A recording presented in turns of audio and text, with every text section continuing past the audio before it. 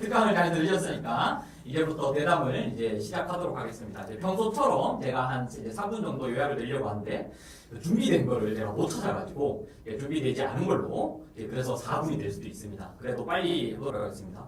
그러니까 처음에 이제 디지털 시대의 인터넷 이용자들의 권리에 대해서 조금 이야기를 해주셨던 것 같아요. 특히 이제 인터넷에 대한 개인의 권리와 민주주의의 관계에 대해서 설명을 해주셨고, 특히 이제 규범적 측면에서 정보인권법 개념이 연상되고 그게 실정법화 이제 되어가는 것에 대해서 좀 이야기를 해주셨던 것 같습니다. 특히 이제 유럽 평의회나 이제 유엔에서 디지털 권리 그리고 디지털 시대 프라이버시권 어떻게 이제 만들어 왔는지 좀 확인하는 시간이었던 것 같고, 거기에서 이제 우리 초기에 저희도 많이 얘기하는 것 같은데 기술의 가능성을 좀 많이 이야기를 했던 것 같다. 그리고 이제 인터넷 대항 정치라는 표현으로도 그런 얘기를 좀 해주셨던 것 같습니다. 그럼 이제 거기에서 이제 저희가 이제 안 좋은 일도 많이 벌어지고 뒤에 그런 얘기를 해주시는데 성찰이 좀 필요하다는 이야기도 해주셨던 것 같고, 그리고 또 유럽연합에서 이제 디지털 권리 이야기하는 거, 그리고 이제 디지털 권리 및 원칙 선언한 거 이런 이야기를 해주셨던 것 같습니다. 그 다음에 이제 디지털 환경의 행위자에서 특히 인터넷 중개자에 대해서 이야기를 해주셨는데 바로 빅테크 플랫폼입니다. 빅테크 플랫폼이 어떤 일을 벌이고 있냐에 대해서 하나하나 말씀을 해주셨는데 표적 광고, 그리고 이용자 감시, 그리고 데이터 수집, 그리고 민영화된 국가 법열 등등을 조금 이야기를 해주신 것 같습니다. 그래서 이제 여기에다가 이제 이들에게 책무성을 좀 부과할 필요가 있다. 그리고 이런 얘기를 해주셨던 것 같고, 또 알고리즘이 어떤 역할을 해야 되냐, 이런 좀 고민이 필요하다는 얘기를 좀 해주셨던 것 같습니다.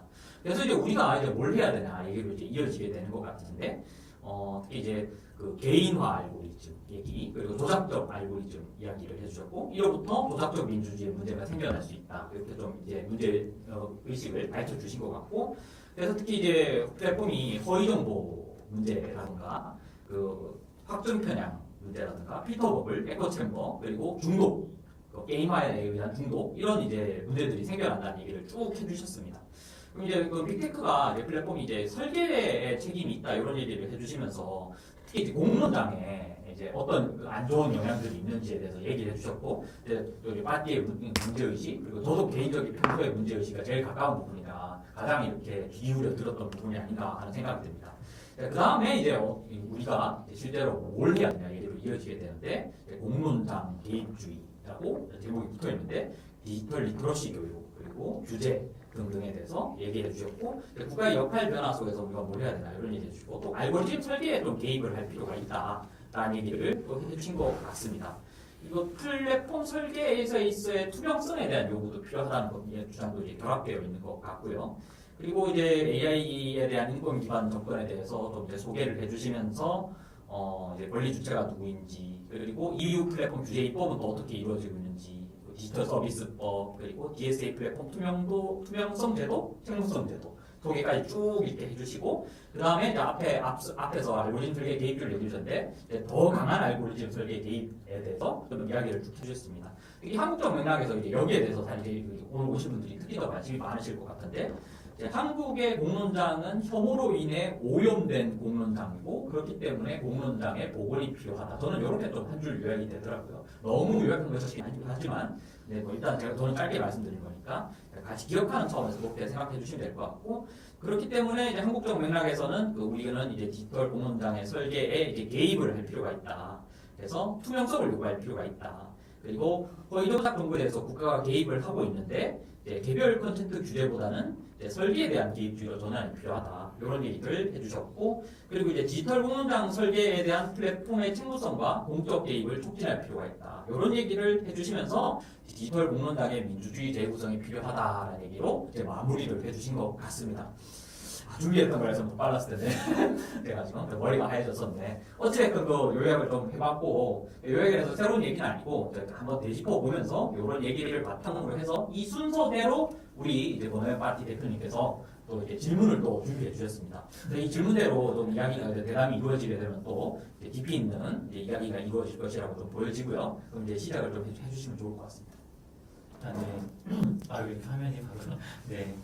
사실 이제 들으면서 저도 이제 가끔씩 그런 생각. 저는 99년부터 일을 시작했거든요. 그래서 90년 강의가 이제 90년대 인터넷 공론장 기대를 가졌던 그 당시 약간 얘기부터 시작을 해주신 게 되게 인상적이었는데 사실 그 당시에 인터넷이 권력을 표현대로 중심에서 주변으로 엘리트에서 일반 이용자로 옮길 거라는 기대가 엄청 컸었고 사실 개인적으로는 저는 아직도 그런 기대를 가지고 살고 있는데 사실 그 시간을 저는 이제 만드는 사람으로서 계속 일을 해왔었고 이제 선생님이 이제 좀 또다시 이제 뭐라고 할까요 그 감시와 검열에 맞서면서 통과하셨었는데 저는 이제 만드는 입장에서는 보면은 이제 다음에서 나보라 만들고 하지만 그게 촛불 광장이 되는 것도 같지만 사실 회사가 정권에 이제 얘기하신 대로 다양한 사정에 의해서 흔들리다 이제 결국에 카카오에 합병되는 거를 보는 수밖에 없었고 그런 게 너무 안타깝더라고요. 그러면서 보는 게 지금 느낌은 약간 어떤 AI를 보면서 어떤 느낌이냐 한 30년 지나고 보니까 막 엄청나게 이제 기대를 하게 되지도 않고 한편으로는 이제 이 막 그 기술이 주는 엄청난 환상에 대한 약속들이 지켜지지 않을 것 같다라는 그런 경험치가 쌓인 느낌이거든요. 그냥 기억하시겠지만 인터넷은 개방, 뭐 연결 이게 엄청난 세상을 바꿀 거다라고 얘기를 했지만 저도 가끔 그런 얘기를 하지만 개방을 했더니 사람들이 취약해지고 연결을 했더니 서로 혐오하는 상황이 만들어졌고 그 상황을 만드는데 지금 사실 비판하셨던 빅테크의 미디어 플랫폼이 너무나 큰 역할을 해왔다고들 저는 보이거든요. 그래서 많은 분들이 많은 문제들을 지적하지만 저는 지금 사회가 망가지는데 가장 큰 역할을 하고 있는 것은 빅테크의 미디어이고 지금 AI는 자동화로 인해서 많은 사람들에게 우리가 모두 해방될 거야 라고 약속하지만 사실은 그 결과가 마냥 약속이 지켜지지 않을 것 같다라는 생각이 드는데 저희가 30년간 그래도 정말 많은 노력들을 해왔는데 지금 이 받아들인 결과를 아무도 책임지지 않고 오히려 그 상황을 만든 분들은 빅테크는 더 힘이 세진 상황이 된 것 같거든요.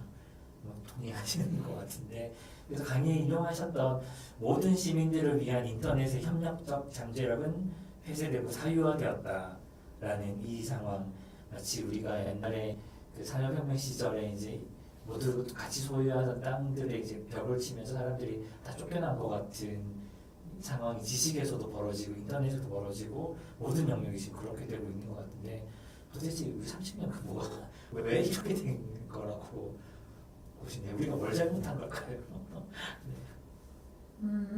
아니 저는 사실은 인터넷에 굉장히 기대를 많이 했던 네. 사람입니다.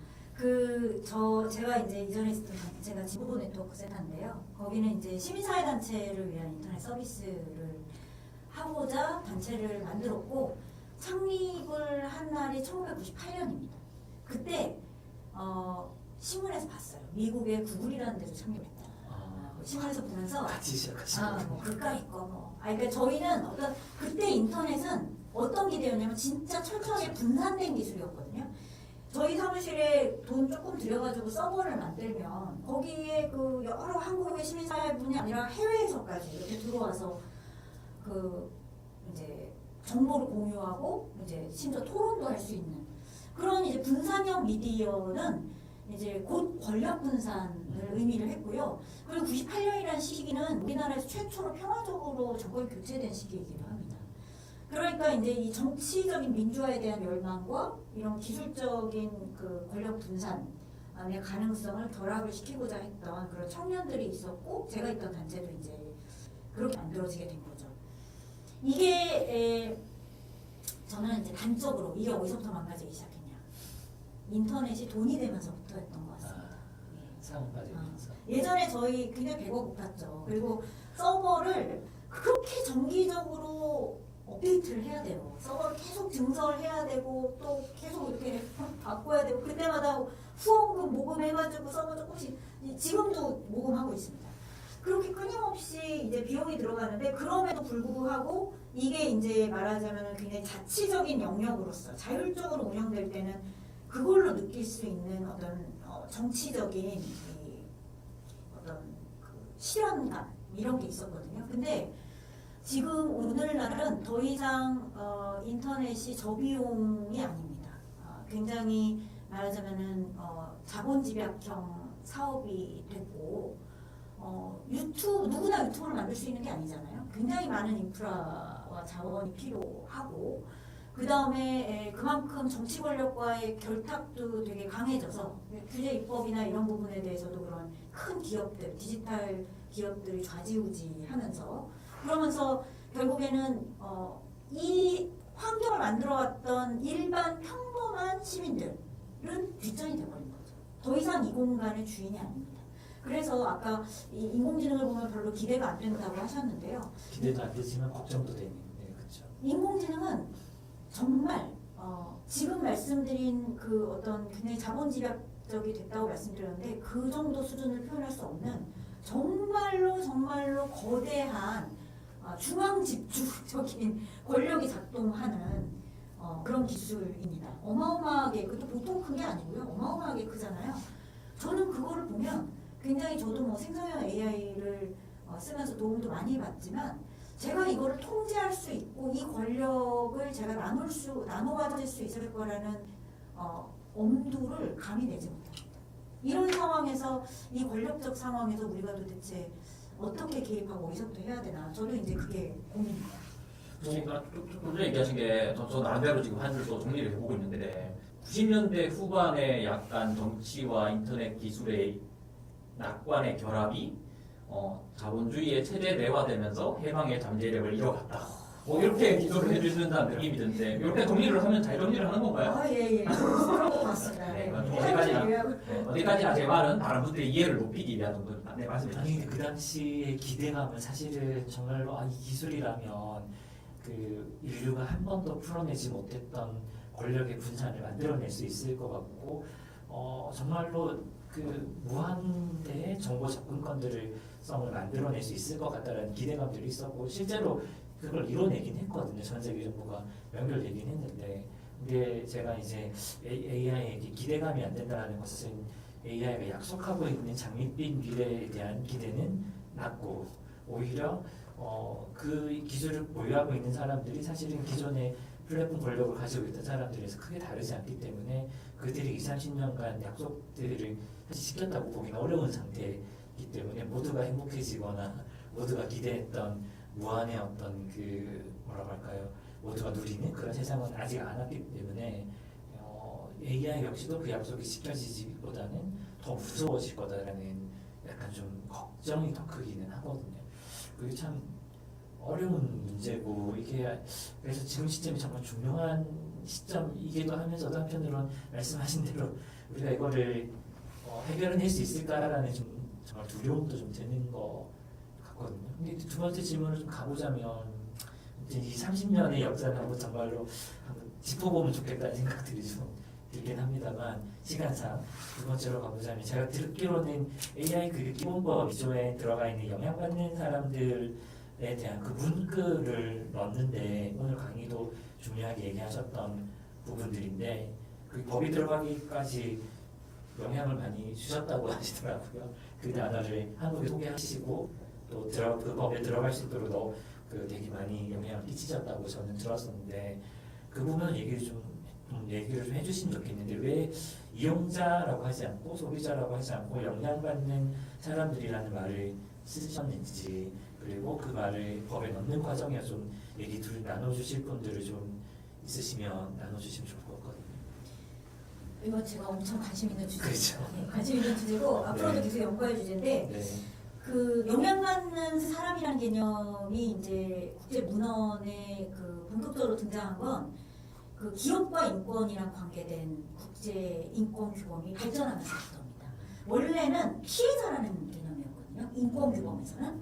그래서 예를 들면 어떤 농촌 지역에 갑자기 탐험 기업이 들어오는 거예요. 그래서 막 유해물질 쏟아지고 그러면서 지역 주민들이 건강이 점점 나빠지는 거예요. 근데 거기서 그 피해자들이 구제를 받으려면 그 유해물질이 자신의 건강에 부정적인 영향을 미친 걸 입증해야 되잖아요.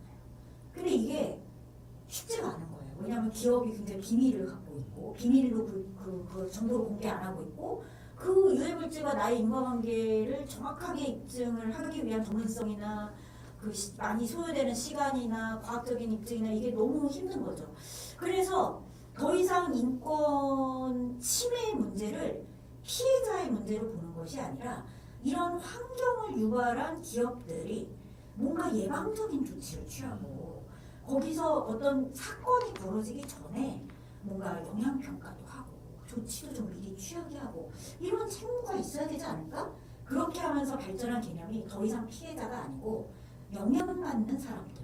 근데 그 영향받는 사람들은 그 영향은 아직은 잠재적이죠. 그렇죠. 한편으로는 잠재적이고 정말 그 부정적 영향이 나한테 실제 했다는 실제적인 영향도 있을 수 있어요.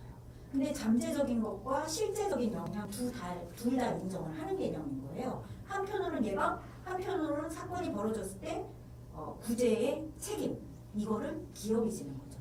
원래 인권에 대한 그런 존중과 보호할 책무는 국가에만 있었거든요. 국가에만 있었는데 이거를 기업에 대한 인권 책임으로 이제 제시를 하기 시작한 게 다국적 기업이 등장하면서부터입니다. 이 유엔에서 이 규범이 나온 게 2011년 정도. 그러니까 신자유주의 막 이렇게 다국적 기업들이 막 어디 가서 탄광 짓고 막 이러면서 생기게 된 거예요.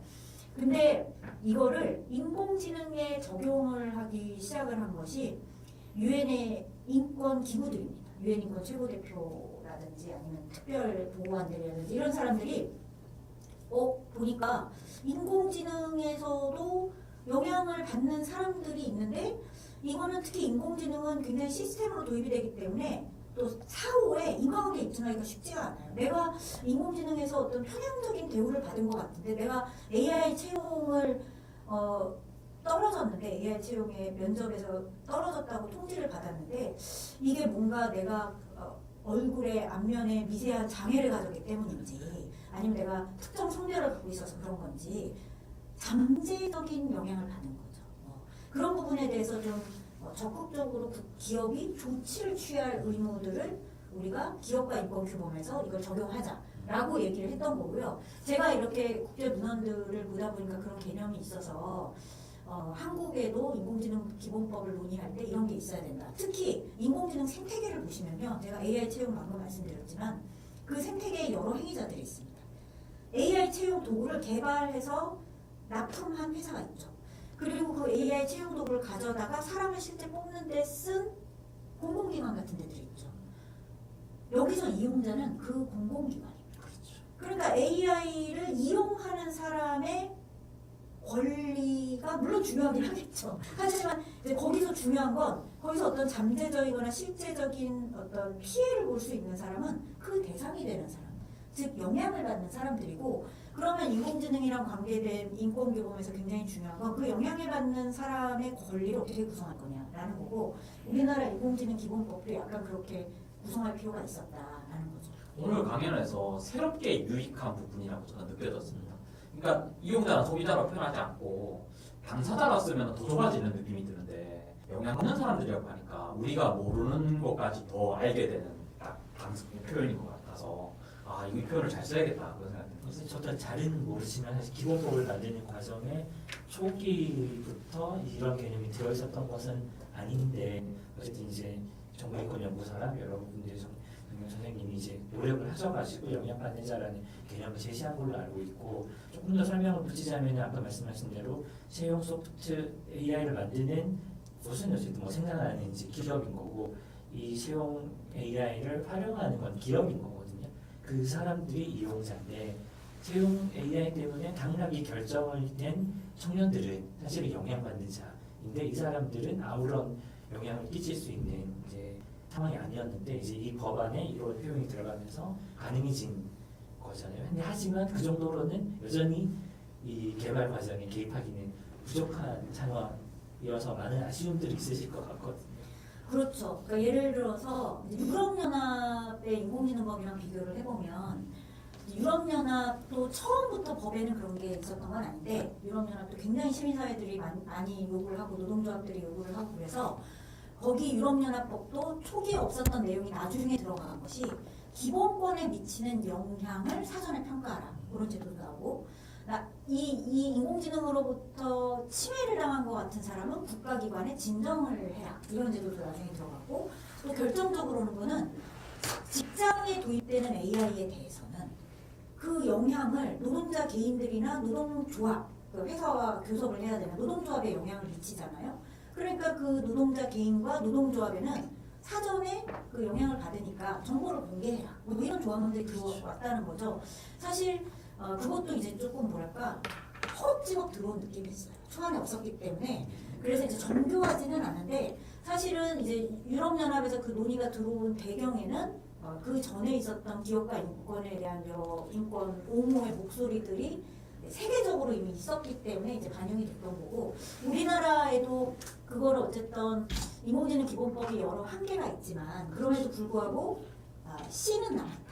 가능성은 있기 때문에 이 영향받는 자의 권리를 그럼 어떻게 실제로 실현할 것인지 우리가 이제 살을 붙여가야 될 과제가 있는 거죠. 그렇죠. 그게 시작점인 거고 없었으면 완전 달라지는 상황이니까.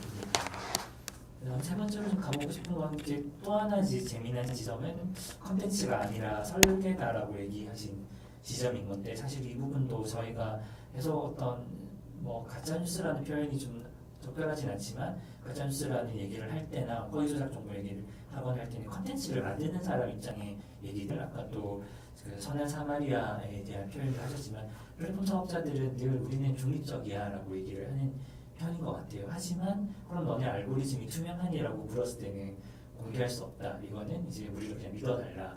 우리는 내가 개입하지 않아. 이런 얘기들을 이제 하는 사례들을 계속 보여주신 것 같아요. 사실 저도 다음에 있을 때 다음이 이제 네이버랑 검색 엔진에서 경쟁이 좀 밀리고 있을 때 좀 대담하긴 하지만 우리 그러면 아예 그냥 우리 알고리즘을 투명하게 공개하자. 그러면은 사용자들이 이용자들이 더 신뢰할 수 있고 믿을 수 있는 기업들에게 혹은 더 많은 기회들을 주거나 더 뭐라고 할까요? 그로서는 더 많은 사용자들을 모을 수 있는 좀 전기를 마련할 수 있지 않겠냐라는 좀 말이 안 되는 기업 입장에서 받아들이기 힘든 제안들을 한 적도 있기는 하거든요. 근데 광고로 돈을 버는 구조에서 사실 지금은 투명성을 가지고 경쟁력을 만들 수 있는 상황은 아닌 것 같아요. 기업 입장에서는. 근데 이제 그런 부분들을 아까 얘기했을 때 알고리즘이 투명해야 되고 그 구조를 좀 주목해야 된다는 얘기들을 주셨는데 이걸 제도가 정말로 해낼 수 있을까요? 어떻게 생각하시는지?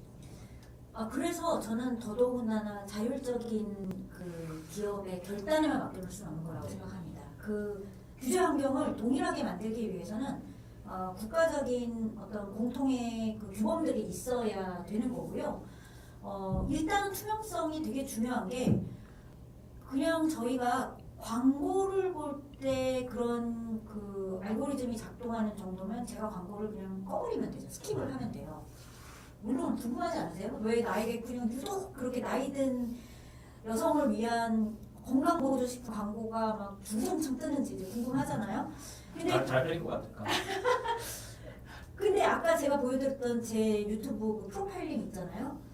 그게 유튜브에만 공개가 되어 있어요. 왜냐면 유튜브는 하도 전 세계적으로 비판을 많이 받고 그러니까 이제 공개한 건데 그거를 얼마나 많은 이용자들이 알고 있으신지 모르겠고 몰랐어요. 네. 몰랐어요. 네, 어떻게 설정되어 있는지 한번 그러니까 한번 보십시오. 몰랐어요. 이따 제가 그리고 단말기별로 조금씩 다릅니다. 어떤 데는 저를 20대 남성으로 보기도 네. 하고 광고가 다르게 나옵니다. 네. 틀릴 수도 있다는 거군요. 예, 틀릴 수 있죠. 왜냐면 인구 집단으로 분석을 해가지고 이제 예측하는 거기 때문에. 근데 이제 거기서 그런 투명성을 보여주고 거기 보면 내가 선택할 수 있어요. 거기 보면은 제가 주택 소유주인인지 세입자인지 추정을 하는데 기분이 나쁘잖아요. 왜 내가 주택 소유주인지 세입자인지를 광고 알고리즘이 그렇게 나를 추정해야 되지? 끌 수도 있게 되어 있습니다. 근데 이게 지금은 광고를 보여주는 정도이지만 점차 디지털 전환이라는 게 뭡니까? 우리 생활 전반이 네트워크화되고 디지털 기반으로 운영이 되는 거고 이제 노동도 그렇게 되어가죠. 플랫폼 노동이 일부 경제 영역에서 시작이 됐지만 많은 지금의 그 노동력 그 말하자면 노동시장 구성이 플랫폼화 되어가고 있다고 얘기를 많이 합니다. 제조업도 요즘에 플랫폼화, 그러니까 일부 서비스 노동뿐이 아니라 제조업도 플랫폼화가 됩니다. 그런 상황에서 거기서 어떤 알고리즘을 결정을 해서 이 라이더에게 어떤 배차를 해줘요.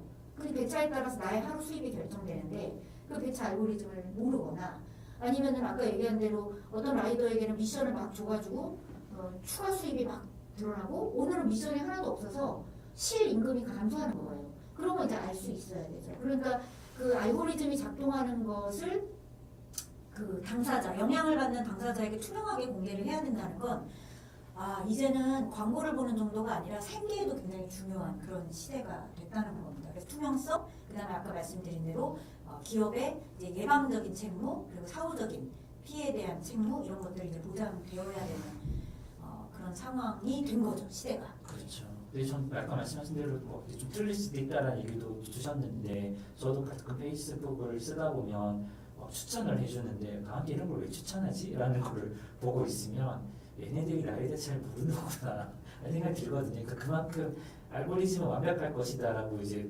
본인 기업들도 주장을 하지만 돌아가는 상황들 보면은 전혀 그렇지 않은 것 같거든요. 하지만 그거에 대해서 모두가 의존하게 만들고 의지하게 만들고 가려져 있고 이런 상황들이 반복되면서 실제로 좀 실패하는 경우들도 많이 생길 것 같거든요.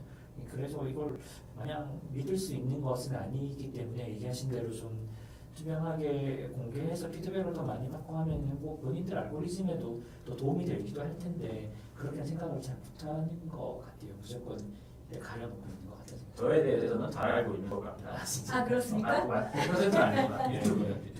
내가 그냥 가끔씩 이상한 걸 추천받을 때마다 내가 뭘 잘못했지? 얘가 왜 나를 잘못하고 있을까? 페북은 진짜 이상한 거 추천해 주는 것 같아요. 아니 뭐, 그렇죠. 왜 저런 걸 추천해 주고 진짜 이상한 거 추천해 주는 근데 거. 페북은 사실 그런 개인화된 타겟팅을 가지고 사실 정치에도 개입을 해가지고 케임브리지 애널리티카 같은 사건도 일으키는 곳이고 참 묘한 곳인 것 같아요. 정치에 개입하는 알고리즘이 진짜 무서운 것 같습니다. 그렇죠. 그 지금 말씀하신 그 캠브리지 애널리티카 사건에서 제가 자료들 보면서 제일 충격적인 건 정서적으로 불안한 사람의 프로파일링을 그 광고에 썼다는 거예요. 근데 중요한 건 당사자는 페이스북 이용자 당사자는 내가 정서적으로 불안한 타입인지 아닌지 어떻게 프로파일링이 되고 있는지 아예 몰랐을 거거든요. 그런데 그거를 대통령 선거운동본부가 정서적으로 불안한 미국 유권자 프로파일링을 표적으로 해서 강도가 집에 드는 광고를 내보내는 거죠. 지금 그림이에요. 강도가 이렇게 집을 들어오고 있는데 민주당은 총기를 쓰지 못하게 합니다. 민주당 뽑으시겠습니까? 하고 그 다음에 굉장히 이제 성실한 타입의 미국 유권자에게는 또 뭐 굉장히 법이나 질서를 강조하는 그런 광고를 내보내고 그러면 내가 비록 합리적인 이용자이지만 저는 그 알고리즘으로부터 굉장히 부정적인 영향을 받을 수 있다고 생각하거든요. 나는 합리적인 판단하는 이용자지만 나도 모르게 잠재적이거나 아니면 실제적인 투표 행위에 실제적인 영향을 받았을 수도 있는 거죠. 말씀하신 대로 이게 그냥 보통은 우리가 표현할 때 내가 뭘 좋아하는지를 알아내서 계속 좋아하는 걸 주는 거야 라고 생각을 하는 다시 더 들어가면 우리의 심리 상태나 우리의 어떤 정서적인 상태까지 판단해서 거기에 맞춰서 콘텐츠를 주는 거기 때문에 매우 취약해질 수밖에 없게 만드는 것 같아요. 들으면 들을수록 무서운 것 같습니다.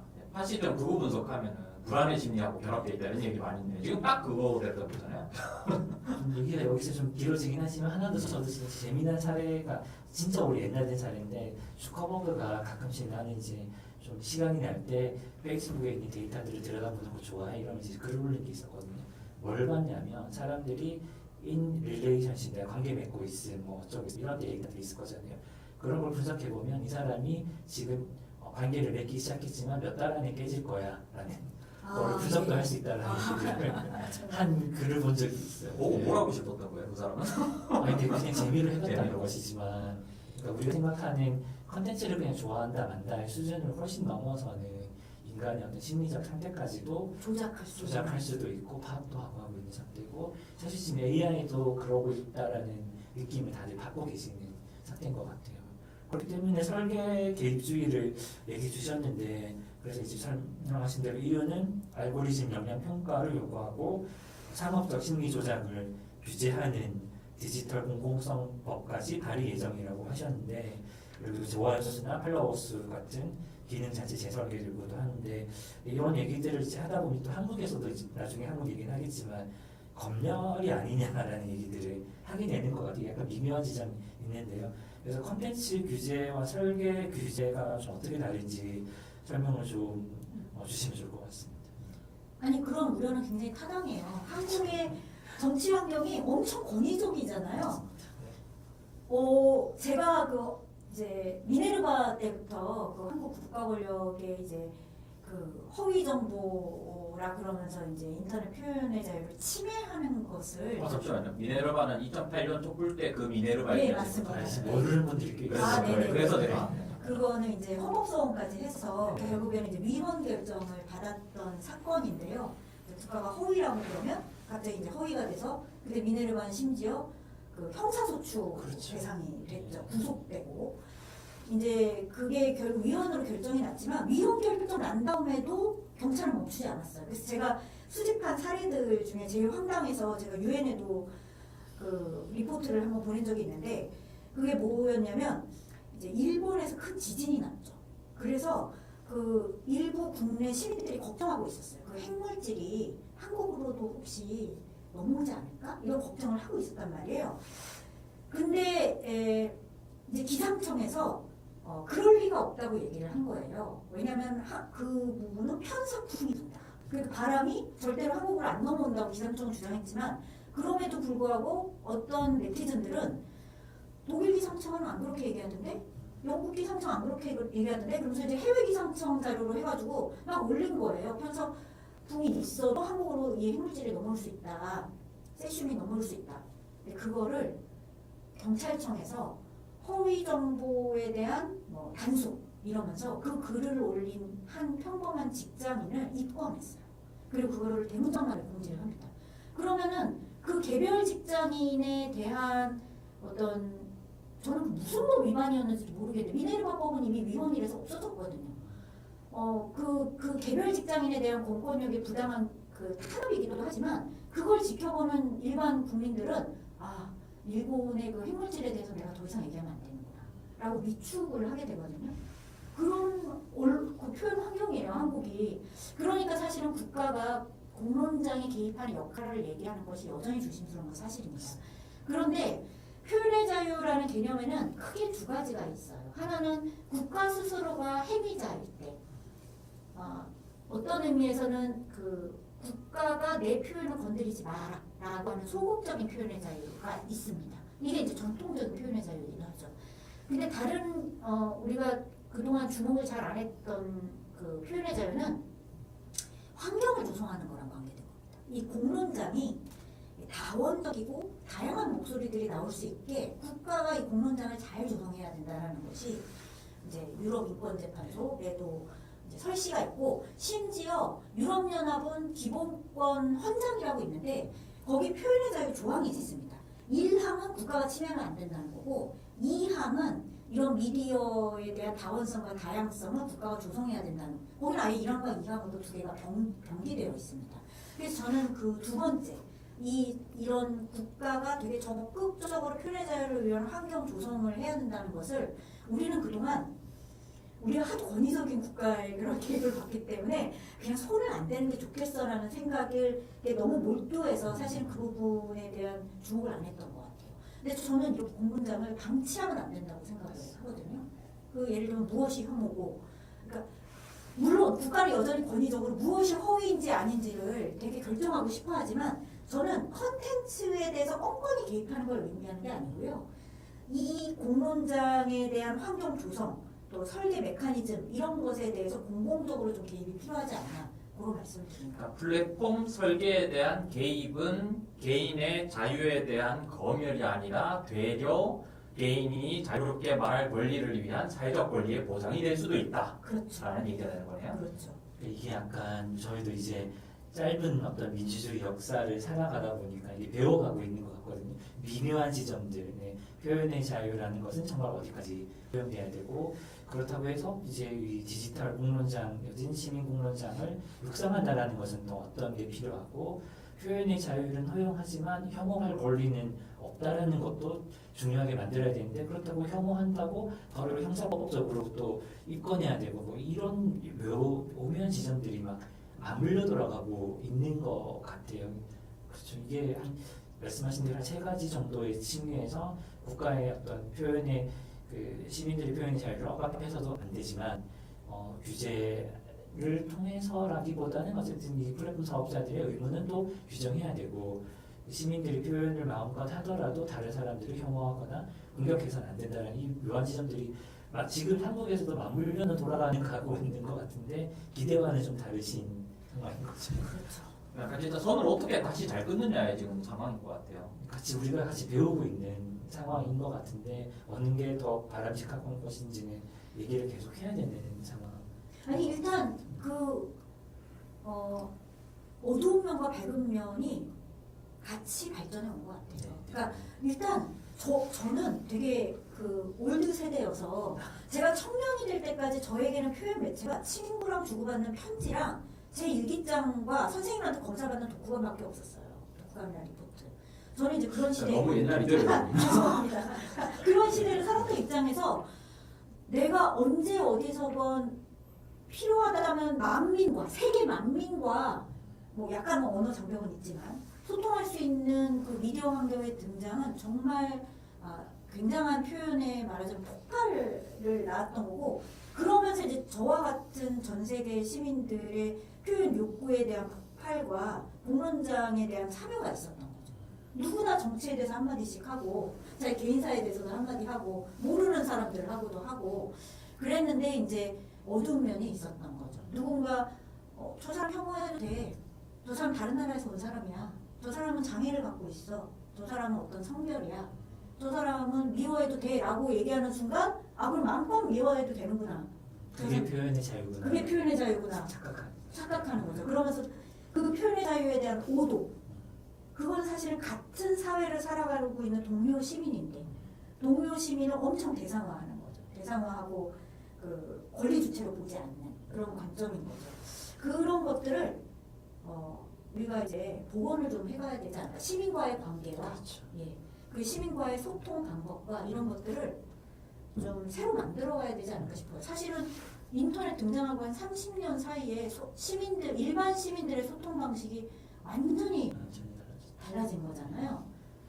그러니까 어떻게 보면 되게 빠른 변화였던 것 같아요. 그 인터넷 덕분에 저는 한편으로는 민주주의를 다들 배워보는 것 같고 또 사실 효능감도 느낀 것도 있고 인터넷 덕분에 정권을 뭐라고 할까요? 이게 잘못된 것들을 막아내기도 하는 경험들이 쌓이면서 효능감도 느꼈지만 말씀하신 대로 어디가 표현의 자유고 어디가 그 해서는 안 되는 행동인지도 저희들이 같이 배우는 것 같은데요. 근데 기업은 사실은 그럴 때마다 죄송한 얘기지만 좀 우리는 갈등을 원하지 않아 이러면서 쑥 빠져버리거나 기능을 없애버리는 식으로 되어간 것 같고 한 가지 더 지금 문제가 되는 지점은 국가 얘기를 할 수밖에 없는데 그래도 규제라는 일반도로 약간 좀 혐오가 발생하면 처벌한다거나 허위 정보라고 이제 보이면 처벌한다거나 이런 수준을 보이기도 했지만 사실 이 정도는 저는 더 넘어서는 사실 국가 차원에서는 사실 개인적인 경험이기도 하지만 사실 국정원 댓글 공작, 사이버 사령부 이런 경험들 아까 얘기하신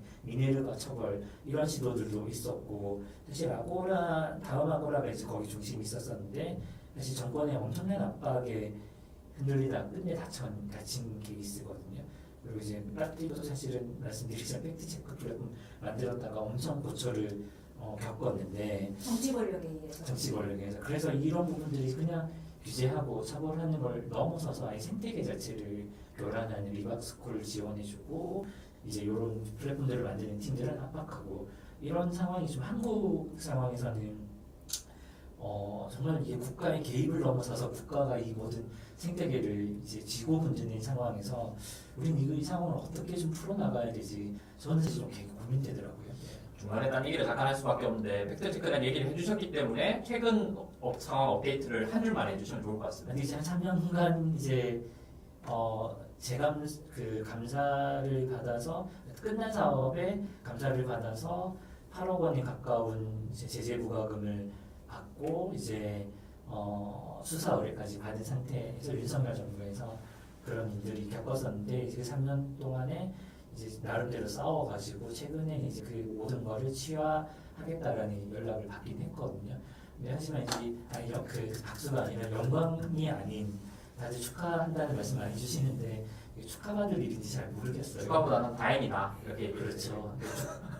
정말 죽을 만큼 고생을 겨우겨우 버틴 상태에서 살아남았는데 이제부터 그걸 어떻게 회복시키지 이런 고민들이 계속 드는 거예요. 근데 저는 개인적으로는 한국 사회에서 인터넷 역사에서 다음이 무너진 거는 정말 안타까운 일이라고 생각하는데 비슷한 일을 작지만 저희가 또 겪은 거고, 이게 국가 권력이 그냥 법으로 규제하고 처벌하는 걸 넘어서서 아예 생태계 자체를 계속 교란하는 이 아까 공론장의 회복이 중요하다라고는 하셨는데, 이런 상황을 좀 반복되지는 않아야 된다고 생각합니다만, 선생님 어떻게 이거 우리가 좀 풀어나갈 수 있을까요? 아니 쉬운 문제는 아니에요. 네. 그리고 모순적인 목표, 그 국가로부터 자유롭지만 한편으로는 어떤 국가가 일정하게 개입을 또 해야 되는 그런 상황, 모순적인 목표인 건 분명한데요. 그리고 우리가 절대로 잊지 말아야 되는 건 어떤 국가 권력의 속성이죠. 예, 되게 권위적이고 반대 의견을 굉장히 억압하고 싶어 하고 위축시키고 싶어 하고 자신에게 유리하지 않은 정보는 허위 정보로 쉽게 그렇게 단언하고 그런 것을 우리가 잊지는 말아야 되는데, 근데 이제 이미 공론장 권력이 일국적 수준에도 좀 넘어선 부분이 있다고 생각을 해요. 물론 이제 빠띠가 스스로 만들려는 자치적이고 독립적인 그 공론장 플랫폼의 노력도 있고, 저희도 진보 네트워크에서 한동안 그렇게 블로그 스피어 같은 것도 만들고 그런 노력을 했었습니다. 그리고 여전히 거기에 시민들이 조금은 있지만, 지금 약간 주류적인 공론장을 일단 전제를 하고 시작을 해야죠. SNS, 그리고 유튜브, 그리고 뭐 인스타그램이나 이런 메신저들. 우리나라에서는 또 카카오톡도 이미 공론장의 역할을 하고 있죠. 그런 어떤 빅테크들, 그러니까 기업이 주도하는 그 공론장 질서에 대해서 그거를 더 이상 자율적인 부분으로 남겨두기에는 그 공론장을 조성하는 정치 경제적 환경이 굉장히 상업적인 그 이해관계에 기반해 있어요. 그리고 그게 이제 광고 알고리즘 말씀을 드렸지만, 그 알고리즘, 개인 알고리즘이 뭐 정치적인 영향을 미치는 걸 우리는 페이스북에서 봤고요. 한국에서도 굉장히 개인 알고리즘이 점점 많아지고 있잖아요. 전통적인 그 카카오톡 서비스나 아니면 네이버 블로그, 저도 이제 네이버 블로그, 친구 블로그 가보고 그러면 그것도 조금씩 계속 바뀌어요. 인터페이스가 계속 개인화되는 방식으로 이제 바뀌고 있고, 그렇다면 사실은 여기에 대해서 이런 부분의 스피어를 어떻게 만들어야 될 것인가에 대한 이제 이 꼭 국가가 아니라 하더라도 공공적인 어떤 기준이나 규범에 대한 논의가 있어야 되고, 이것이 더 이상 그러니까 수익 지향적으로만 가고 중독적인 그 설계로만 가서 굉장히 사람들이 여기서 오래 머물게 하고 광고에 많이 노출되게 하려는 그런 유혹을 받을 때, 개별 기업들이 유혹을 받을 때 그걸 어떻게 선을 쳐주는 그런 정책적인 시도는 지금 해야 될 것 같아요. 그리고 저는 사람들이 중독적인 알고리즘으로 의견도 극단화되고 있는 그런 것을 우리가 지금 목격하고 있다고 보거든요. 거기서 특히 이제 그런 얘기를 했었잖아요. 지금 특히 SNS를 과이용하는 젊은 세대일수록 정치적 견해가 굉장히 양극화되어 있다. 뭐 정치적 견해가 강한 게 나쁘지는 않죠. 문제는 이제 정서적으로 견해만 양극화되는 게 아니라 정서적으로 상대방을 굉장히 배타시하는 경향이 커진다는 거예요. 그게 저는 알고리즘 영향이 분명히 있다고 생각하고, 여기에 대해서는 좀 설계적인 개입이 있어야 되지 않을까 싶은 부분이죠. 그렇죠. 의견이 다른 거는 괜찮은데 서로를 미워하는 거죠. 그렇죠. 이유 없이. 그렇죠. 서로를 들어볼 생각도 없이 그냥 미워하게 만들고, 그거는 이제 미디어의 영향이 크다. 그러니 그 부분에서는 국가가 됐든 사회가 됐든 어떤 규제나 어떤 규범이 필요하다라는 얘기로 저는 이해되거든요. 그래서 뭐 할까 생각해요. 좀그 상황에서 어쨌든 좀 이제 마지막으로 좀 넘어가 보자면은, 마지막으로 얘기하셨던 제도 정당의 이해득실보다 시민이 주도하는 공론장 개입이 활성화돼야 된다라는 얘기는 어떻게 보면은 사회가 만드는 규범이 어쨌든 정부의 그 형태로 발현되기는 하겠지만, 그거 외에도 저희가 빠띠하는 일이기도 하고, 뭐라고 할까요? 지금 상황은 저는 오히려 그 우리나라 대도시를 보면은 사실 어디에 앉아서 잠깐 쉴 수 있는 그런 작은 공원도 별로 없거든요. 해외를 나가 보면은 정말 작은 공원들이 중간중간 끼어 있거나 벤치 같은 것들도 있는 도시들이 좀 있는데, 우리는 다 커피숍만 있는 것 같아요. 그런데 이제 지금 인터넷도 보면 마치 대도시 한복판에 공원이나 벤치도 없이 그냥 카페만 즐비하는 거랑 매우 비슷한 상황이라서 그 상업적인 목표로 만들어진 미디어 플랫폼들이 공론장의 자리를 굳이 차지할 필요가 없을 텐데 그런 역할까지 떠맡고 있는 상태라서 사실은 돈 벌려고 만든 플랫폼에서 그런 얘기들이 나오는 거를 사실 이 사업을 하시는 사람들도 불편해하시는 것 같아요. 그럼 거꾸로 얘기하면은 이제 정부의 역할을 얘기해 주셨고 기업도 사실 그런 부분들에서 그렇게까지 우리는 이런 일까지 공론장까지 떠받고 싶진 않아라는 상황이라면 사실은 공원과 같은 역할을 할 수 있는 시민의 어떤 공론장들을 얘기하시는 대로 좀 시민이 주도하는 공론장 개입과 동시에 우리가 만들 수 있는 공론장들이 좀 만들어지면 좋겠다라는 기대가 있고 사실 진보넷도 오랫동안 그런 비슷한 일들을 해오셨던 것 같은데 사실 광장이 있어야 사실은 1, 2, 4, 3 비상 계엄 때도 시민들이 모일 수 있는 것이고 사실 그런 경험들을 우리가 오프라인 이미 가지고 있거든요. 디지털상에 우리 시민들이 소유할 수 있는 그런 광장들을 우리가 어떻게 만들어 나갈 수 있을까 혹은 그런 일들을 함에 있어서 어떤 부분들을 우리가 좀 한계들이 있을까 이런 데에 대해서 어떻게 생각하시는지 궁금합니다. 뒤에 시간이 좀 필요하긴 해서 3분씩 좀 짧게 가면 좋겠습니다. 되게 쉽지 않은 과제예요. 아까 말씀드린 대로 자치적이고 자율적인 공간에 대해서 저는 여전히 애정을 갖고 있지만 점점 비용이 많이 듭니다. 비용이 많이 들고 저희는 여전히 그 호스팅 서비스를 하고 있는데요. 저희 진보넷의 호스팅 서비스를 이용하시는 분들은 진짜 저희를 지지하기 때문에 이걸 써주는 거지 싸기 때문에 쓰는 게 아닙니다. 싼 거는 규모가 굉장히 있는 데이터 센터들이 훨씬 쌉니다. 그래서 이게 이제 사실은 굉장히 쉽지 않은 일이다 현실적으로 그런 생각이 듭니다. 그럼에도 불구하고 저는 여전히 약간 그 마음 한구석에 그 낙관을 버릴 수가 없는 게 가끔 그럼에도 불구하고 시민들이 놀라운 모습을 보일 때가 있어요. 맞아요. 어떤 막 엉키고 막 복잡하고 뭐 황당무계한 어떤 상황에 대해서 갑자기 이렇게 시민들이 토론을 하는데 쏙쏙쏙쏙 잘 풀리는 모습을 제가 볼 때가 있어요. 어떤 사안에 대해서도 그렇고 굉장히 우리 시민들이 정보도 예전에 비해서 많고요. 논의나 갈등을 풀어가는 부분에 대해서도 인터넷에도 괴상한 의견도 있고 이상한 의견도 있는데 거기서 약간 중심을 잡는 그 일종의 리터러시라고 할까요? 이게 예전보다 많이 발전한 거를 봐요. 시민들 스스로가 이 균형을 잘 잡아요.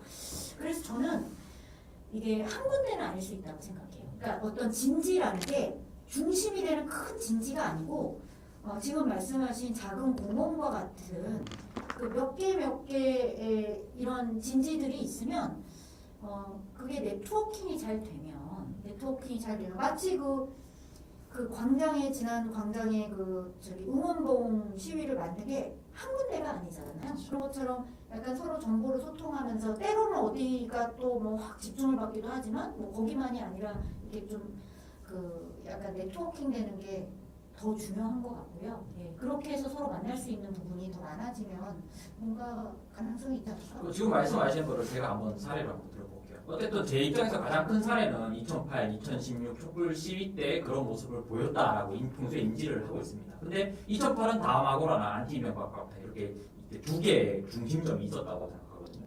2016에는 그런 게 없어요. 없는데 커뮤니티와 SNS 근데 커뮤니티도 여러 개고 SNS도 여러 개인 거죠. 약간 다극화된 것 같고 거기에서 각자 논의를 해서 뭔가 에너지를 형성해서 나왔던 거죠.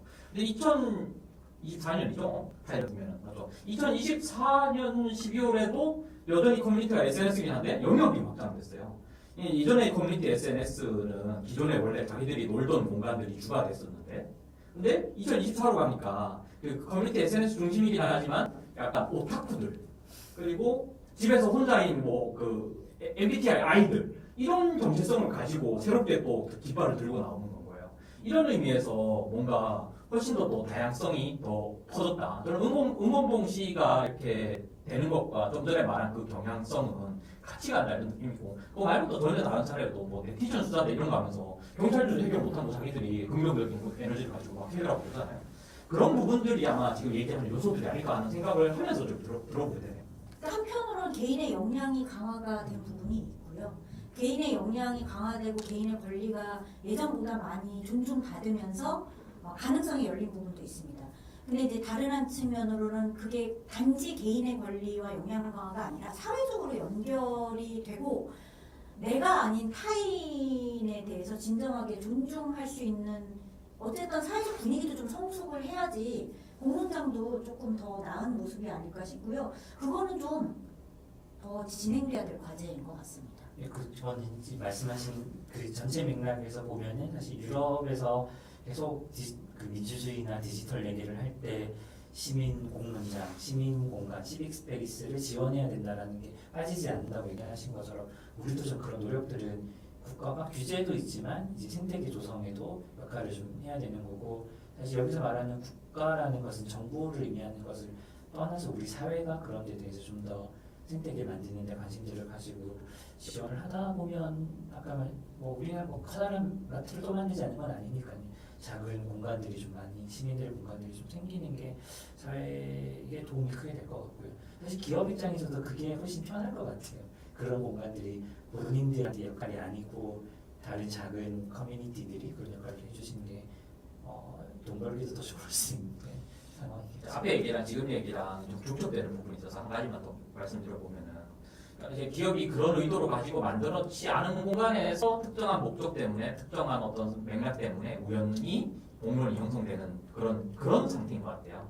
그러니까 엄격한 의미를 봤을 때 공론장은 아닌 거죠. 그러니까 수기에 따라서 정말로 공론을 형성해내는 딱 우연적으로 그런 시점이 있는 것이지 평소에 그런 공간이 아니라는 의미에서 제가 드리고 싶은 얘기는 근데 아까 정말로 막 혐오 가득하고 적대만 가득한 공간이 아닌 어떤 그런 공간을 만들어내기 위해서는 정말로 설계를 해서 사회적 대화가 이루어지고 그것도 재밌어가지고 사람들이 놀 수 있는 공원 같은 공간이 만약에 있을 수 있다면은 그게 뭐 전부 그렇게 될 수는 없겠지만 그거는 훨씬 더 지금의 나쁜 부분을 완화하고 좋은 부분을 이제 늘리는 그런 방향성이 될 수도 있을 것 같다는 생각을 오늘 강연과 결합시켜서 좀 생각을 해보게 됩니다. 그러면 이제 마지막으로 저희가 이제 그 연서 강의를 하면서 저희가 계속 마지막으로 똑같이 드리는 질문이 있는데요. 오늘 이제 강의 부제가 영향받는 사람들에 대한 공론장 민주주의 얘기였는데 저희가 계속 들고 있는 질문이 하나 있고 계속 같이 한번 나눠보고 싶은 질문이긴 하거든요. 결국은 이 디지털 세상을 우리가 맞이하고 있는데 결국 이제 누구를 위해서 디지털 세계가 움직일 거냐라는 것은 결국 누가 소유하고 누가 다스리느냐의 측면에 의존할 수밖에 없을 것 같거든요. 달려있을 수밖에 없는데 선생님 보시기에 민주적 AI가 있다면 그것은 어떤 것이고 우리가 어떻게 만들 수 있을지 30년 정보 인권 운동의 자리에서 보면 민주적 AI란 과연 무엇이며 어떻게 만들 수 있을까요? 그 질문 되게 중요한 것 같습니다. 그러니까 왜냐면은 지금이 어쨌든 AI가 굉장히 중요한 영향을 미치는 어떤 시대에 우리가 이제 막 접어든 것 같고 그렇죠. 이거는 상당히 오래 갈 것 같습니다. 마치 인터넷이 그랬던 거 이상일 것 같고요. 저는 그래서 AI 시대의 민주주의가 어때야 되느냐에 대해서 고민하는 그 질문들이 굉장히 중요하다고 생각을 합니다. 저에게 있어서 AI 시대의 민주주의는 그 AI로부터 영향받는 사람들이 참여하고 구성할 수 있는 그런 시대여야 된다고 생각을 합니다. 그게 굉장히 아까 말씀드린 대로 자본도 많이 들어가고 대규모 기업들이 주도하고 큰 국가 대형 국책 사업으로 지원하는 그런 사업들이 많지만 또 그게 불가피하다고 얘기하는 목소리도 큽니다. 그럼에도 불구하고 그 AI에서 영향을 받는 아주 평범한 사람들의 목소리, 시민과 노동자들, 그리고 뭐 교육 AI면 뭐 학생들, 채용 AI면 그 대상이 되는 청년들, 이 사람들 한 사람 한 사람이 그 AI에 대해서 목소리를 내고 또 참여하고 심지어 그거를 기술을 구성하는 데까지 자기가 영향을 미칠 수 있는 그런 것이야말로 우리 시대가 조금 고민해야 되는 그리고 목표로 삼아야 될 민주주의가 아닌가 싶습니다. 영향받는 자라는 얘기를 더 한 번 더 하시는 거예요. 네, 저희가 지금 49분입니다. 근데 의견, 질문도 봐야 돼가지고 빠르게 한번 가보도록 하겠습니다. 네, 어쨌든 지금 읽어보도록 하겠습니다. 평소보다 좀 천천히 읽어도 될 것 같네요. 세환님께서 최근 그리스에서 개헌을 할 때 AI의 인간에 대한 봉사를 명시하는 개헌을 추진하고 있다고 합니다. 인공지능은 개인의 자유와 사회 번영에 봉사해야 하며 관련 위험은 완화되고 이익은 온전히 실현되어야 한다는 원칙을 헌법에 명시하는 방안을 추진하고 있습니다. 우리나라도 개헌을 논의할 때 참고하면 좋겠다고 생각합니다. 라고 의견을 남겨주셨고 그 다음에 호프유님께서 미디어 리터러시를 사회 전반에서 높여가야 한다고 생각합니다. 이 부분에서 기존의 레거시 미디어들은 어떤 역할을 할 수 있을까요? 저널리즘에 기반한 데스킹 역할이 필요하지 않을까 합니다. 라고 해서 질문도 주셨지만 본인 나름대로 대답도 한 줄로 주신 상태입니다. 지금 이 두 부분에 대해서 의견 보태주시면 좋겠고 질문에 대해서 대답을 해주시면 좋겠습니다. 겨울방주님이 지금 급하게 남겨주셨는데 이제야 질문을 남길 수 있게 되었습니다. 그전은 아니었나요?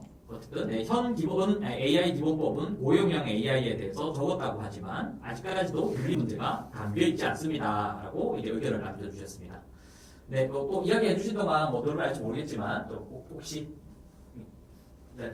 뭐 제가 질문에 답하기에는 또 되게 어려운 질문들이 많은데요. 일단 그 아까 헌법 얘기를 하셨는데 저는 근데 약간 요즘에 벌어지는 그 어떤 정책적인 환경에서 그 AI를 특별히 취급을 하기 때문에 문제가 좀 생기는 일들이 많다고 생각을 합니다. 예를 들면 개인정보보호법에서 인공지능 개발을 위해서는 개인정보보호법에 면제를 한다. 그러니까 사실 저는 법이나 규범은 기술 중립적이어야 된다고 생각을 하거든요. 그 특정 기술에 대한 내용이 우리가 담기 시작을 하면 그 기술에 대한 예외도 또 담을 수가 있기 때문에 약간 헌법에서 AI 얘기를 하는 거는 조금 무리가 아닐까 약간 죄송합니다. 조심스럽게 그런 생각이 조금 들고요. 제가 그리스 상황은 아무튼 계속 팔로우를 한번 해보겠습니다. 그리고 전통적인 레거시 미디어들은 저는 여전히 중요한 역할을 하는 것 같습니다. 지금 파티에서 관심을 갖고 있는 팩트체크 문제도 그렇고요. 제가 그 페이스북의 그 내부 고발자의 보고를 보면서 제일 가슴이 아팠던 게 뭐냐면 페이스북의 알고리즘 변경을 하면서 점차적으로 전통적인 미디어에 대한 노출도가 줄어가고 자극적인 컨텐츠에 대한 소비가 늘어났다는 거잖아요. 그러면서 전통적인 레거시 미디어들이 점차적으로 한때는 대단하게 권력을 호령했지만 지금은 들어가고 있지 않습니까? 그런데 이제 여전히 이제 팩트 부분에서 굉장히 기여할 수 있는 부분이 있다라고 생각을 합니다. 국가적 차원에서 지구적 차원에서 수기를 통해서 공론을 형성할 때는 결국에 레거시 미디어가 게이트키핑 역할을 해주긴 해야 되더라고요. 그러니까 예를 들면 너무 넓히면 또 아무 말 대잔치 속에서 정보 막 허우적거리다가 해결이 안 되는 경우가 너무 많은 것 같기도 합니다. 혹시 시스님께서 네, 글쎄요, 저도 다 동의하는 얘기라서 특별히 말씀드릴 건 없을 것 같아요. 네, 겨울방주님 하나 더, 두 개를 더 남겨주셨는데, 네, 시간 관계상 빠르게 읽겠습니다. 네, 질문을 남기는데 예정으로 떠서 질문 남겨줬습니다. 네, 그런 좀 문제가 있었나봐요. 요즘 AI가 외부 플랫폼을 해킹하는 초유의 사태가 발생했습니다. 이게 인공지능에 대해서 우리가 다시 생각을 해봐야 할 시점이 왔다고 합니다. 네, AI에 의한 해킹 얘기해 주셨고, 알고리즘이 점차적으로 자극적인 것만 노출되는 문제가 심각합니다. 해서 정치적 편향성이 더 깊어지고 있습니다. 이런 문제에 대해서는 플랫폼 사업자도 책임을 져야 되지 않을까 하는 생각입니다. 오늘 강의와 괴를 같이 하는 이야기이신 것 같고요. AI에 의한 해킹 얘기만 조금 보태주실 얘기 있으면. AI가 외부 플랫폼을 해킹하는 조회 사태. 네, 위험하네요. 그렇죠. 위험한 것 같습니다. 그러니까 뭐 사실 이전에 없었냐 물으면 있었겠죠. 근데 AI가 생겨서 더 빨리 더 잘 해킹하게 돼서 더 위험한 것 같다 이런 느낌인 것 같은데 제가 맞게 이해하고 있는지 모르겠습니다. 근데 이제 이것도 아직은 조금 더 뭐 죄송한 얘기긴 한데 좀 지켜보기는 해야 됩니다. 이게 외부 플랫폼을 해킹하는 상황을 강조하면서 본인들의 AI 솔루션의 그 역량을 그 광고하는 듯한 효과도 있다고 하더라고요. 그래서 그런 부분들을 이게 이제 광고를 위한 과장인지 아닌지 이런 것들도 좀 잘 살펴봐야 되는 상황이어가지고 네 아무튼 여러 가지로 좀 구분하기 힘든 좀 상황이 된 것 같습니다. 네, 하게 더 올려주셨지만 시간 관계상 여기까지 하도록 하겠습니다. 혹시 권은 대표님 마지막으로 남기고 싶은 이야기 있으실까요? 네 오늘 뭐 되게 저도 그 시작하기 전에도 되게 하고 싶으신 얘기였다고 하셨던 게 기억이 남는데 저는 지금 오늘 해주신 얘기들 함께 나눈 얘기들이 잘 다뤄지고 사회에서 좀 잘 정리가 돼야 다음이 있을 것 같다는 생각이 들거든요. 근데 뭔가 저희가 아직 화장실에서 아직 볼일을 덜 끝냈는데 뭔가 버스가 떠나간 느낌, 약간 이런 느낌으로 좀 지내고 있거든요. 그래서 아무튼 저희들이라도 좀 잘 노력해서 그간의 노력들과 그간의 관점들을 좀 계속 알리는 노력들을 함께 계속 해나가면 좋겠다는 생각이 다시 한번 들었어요. 빨리 뒤처리하고 택시 잡아야겠습니다.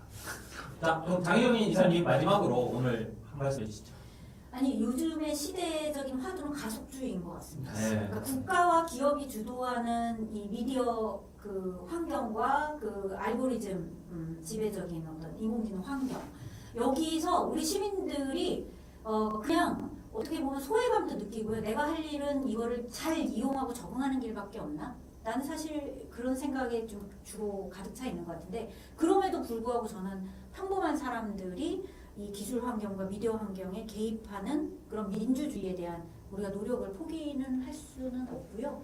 또 희망도 없지는 않다고 생각을 합니다. 네, 그런 길을 좀 같이 계속 찾아가 보면 좋겠습니다. 오늘 희망과 낙관 얘기를 일부러 좀 계속 언급해 주신다라는 느낌을 제가 좀 받게 됩니다. 이제 어쨌든 지금 저희도 그러니까 특강을 가속해서 끝내야 되기 때문에 이제 이까지 하는 걸로 하고 지금 셋이 같이 좀 이제 화면에 들어와서 얘기해 주세요. 인사 드리는 걸로 하고 이제 맞춰보도록 하겠습니다. 네, 들어왔습니다. 네. 자, 모든 분들 수고하셨습니다.